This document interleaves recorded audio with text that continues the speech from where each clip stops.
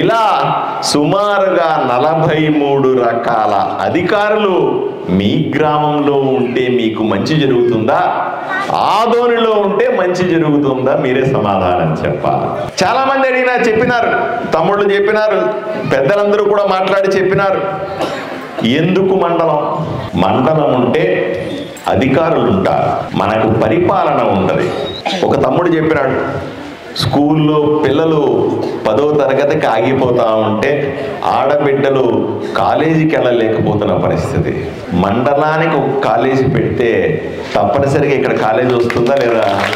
మీరందరూ కూడా ఎంఆర్ఓ కోసం ఆదోనికి పరిగెట్టుకొని పోయి, ఆయన ఆదోనిలో ఉండడు, ఆయన ఆడ ఉంటాడు, కర్నూలులో ఉంటాడు.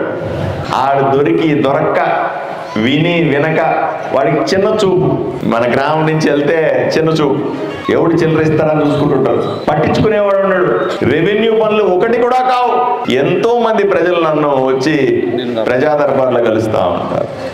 ఇక్కడ మండల కేంద్రం ఉంటే ఎంఆర్ఓ ఇక్కడే ఉంటాడు, ఇక్కడ పని చూసుకొని నేరుగా ఇంటికి పోయి పడుకోవచ్చు. మీరు ఎవరి చుట్టూ తిరగనక్కర్లా, మీ చుట్టే వాళ్ళు తిరుగుతూ ఉంటారు.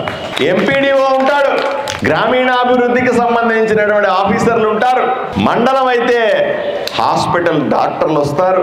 మండలం అయితే వ్యవసాయ శాఖకు సంబంధించిన అధికారి ఉంటాడు.